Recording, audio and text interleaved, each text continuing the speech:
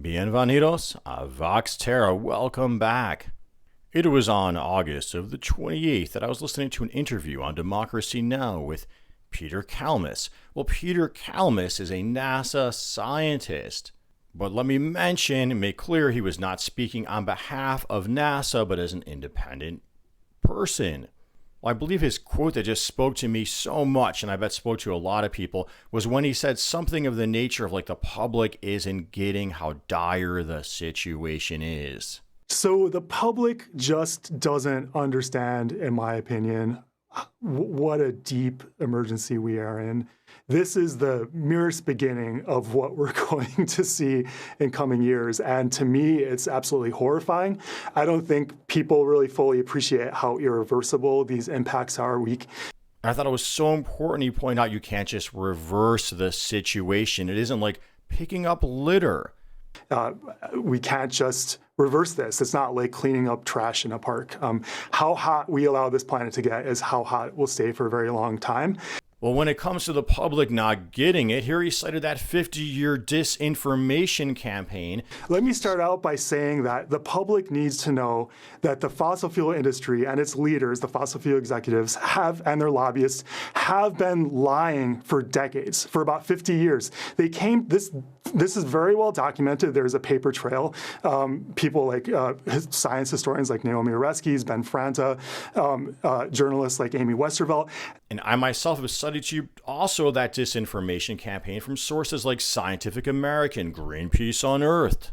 There's a very clear and sizable body of evidence that the fossil fuel industry and through organizations like the American Petroleum Institute have been literally lying to the public, trying to spread confusion about the science, countering climate scientists' attempt to sound the alarm, kind of creating this sense of uncertainty through their lies, spending billions of dollars on these misinformation campaigns, and then bribing politicians. And Peter Kalmus lamented how the media is not really connecting the dots well.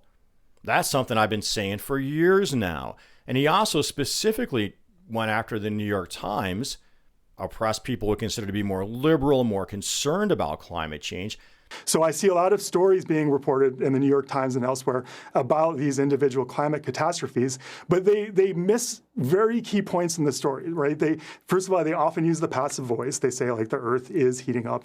No, it's being heated up by the fossil fuel industry, by their dishonesty, by their legalized bribery. And they are not spelling out how dire things are being set up for in the future. These heat waves of today are just a taste. These wildfires of today, just a taste. The flooding, the extreme rain, just a taste of what's to come, because this is all set in motion now. They also don't make the connection of where we're going in the near future, right? So if they're talking about a deadly heat wave that happens in 2023, they don't say how much worse things are going to get by, say, 2028 or 2032. He blamed that mostly on that culture of that disinformation campaign he mentioned and all the money going to the politicians, how the reporters aren't really picking up on it. Their disinformation campaign is a big part of why the public doesn't understand how serious of an emergency we're in right now. And that in turn kind of doesn't push journalists to kind of connect these dots. But I say, amigos, we need more focus on what are the media's ties, direct ties to that fossil fuel industry. He lamented politicians ignoring climate scientists for so many decades now. And I feel like climate scientists, including myself, have been being ignored for decades by world leaders. They just don't seem to get this either. And here he had the focus on the fossil fuels industries, their campaign donations, their money in politics. We have one of the most powerful industries on the planet, if not the most powerful industry, which has extremely deep pockets. They have profits of over, I think, $1 trillion per year. And they can spend a tiny bit of that money to basically influence politicians. It's essentially legalized bribery. The host asked him about the Republican primary debate, the first one in the climate change denial and the non-acknowledgement of it. To that, he was pretty disgusted. It's absolutely disgusting to me. He made a reference to school children. School children understand this science much better than these adult men who are running for a high office. And as a parent, as a citizen, and as a scientist, I find it appalling and disgusting. I mean, I can't mince words anymore. I think too many scientists are holding back in how they talk about this. Also laid in on the Democratic Party, especially the Biden administration and Chuck Schumer, the people we expect to be working on climate change. I'm glad to hear President Biden finally using his bully pulpit a little bit to try to wake people up that this is real. I don't think anybody can deny the impact of the climate crisis anymore. Just look around. Historic floods, more intense droughts, extreme heat, significant wildfires have caused significant damage like we've never seen before. But he continues to expand fossil fuels at breakneck pace. He continues to permit more drilling on public lands at a pace even faster than Trump. And here he cited influence within the Biden administration from the fossil fuel industry. I know that President Biden, when he was during the primaries, a lot of the people in his campaign team had worked previously in the fossil fuel industry, so there's a lot of connections there as well. Now, he was talking somewhat about that Mountain Valley Pipeline and that compromise made with Joe Manchin, but remember, that was a way to get the Inflation Reduction Act passed through just out of fairness. It's even worse in the Republican Party.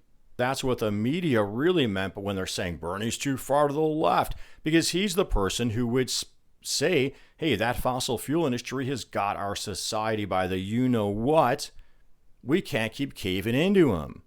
Well, Biden, Schumer, they can't talk like that. They're too established. And he cited a stat that everybody should know, that 80% of the heating the Earth is experiencing is due to roughly 80% of global heating is caused by burning fossil fuels. Most of the rest of it is caused by industrial animal agriculture.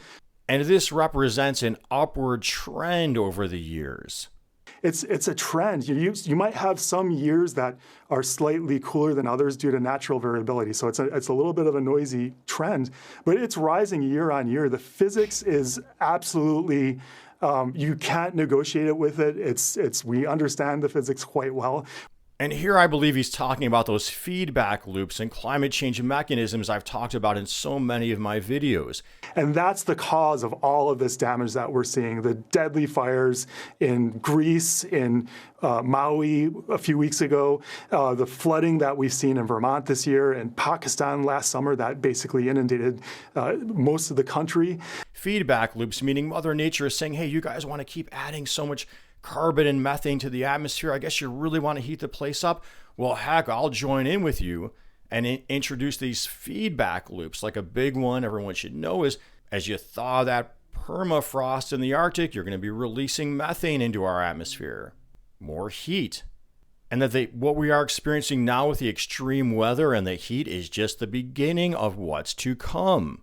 We know it's going to get hotter and hotter, and that's going to drive all of these types of catastrophes that we're seeing to get more intense and more frequent. Then he warned about the unknowns, nonlinear effects, like how is the heating planet going to interact with what he called human systems, agriculture, geopolitics, water supply. We don't understand how it's all going to play out with these complex human systems like the agriculture system, water systems, geopolitics. Well, with agriculture, come on, people, we're seeing that now, aren't we? The flooding, the intense rainfalls, drowning crops, the heat killing crops, killing livestock, killing people.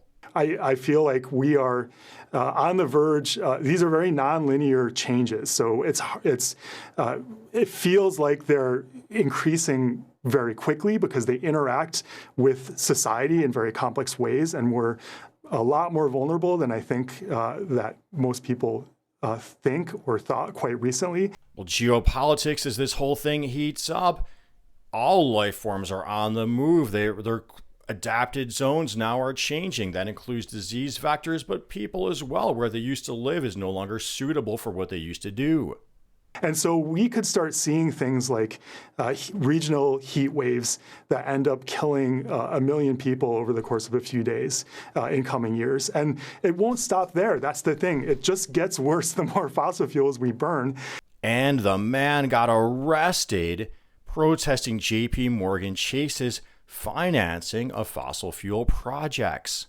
Not just to say how committed he is, but to say, as a counterpoint to all those who try to claim climate change is part of a big government, big corporate agenda. Look, amigo, it's almost the opposite. It's these big banks that are financing the fossil fuels. Choosing JP Morgan Chase Bank in Los Angeles last year, that was a strategic choice because a lot of these new fossil fuel projects, and just let me say again how insane it is that we're still allowing new fossil fuel projects to be built because they have lifetimes of 3 to 4 decades. Anyway, the financing of those new projects is crucial, and no institution on the planet does more damage to the Earth system, irreversible damage, by financing fossil fuel projects than JP Morgan. Many activists are saying the denial industry has moved from denying climate change outright towards denying solutions like denying wind energy, renewables, casting doubt about them as they casted doubt about climate change in the first place. So, but we know nothing we do will stop this besides if solution packages don't include ramping down fossil fuels very quickly, they're complete, basically garbage, right? So heck, partner, if you found this helpful, please make sure you're subscribed to my channel. You're clicking that there notification bell. You're offering constructive criticism. You're offering positive support. You're joining my 2 patrons at Patreon. I could sure use a little more help keeping this show going. Thank you, Bella Grissi Environmental Coffee House. And as always, until next time, peace be with you.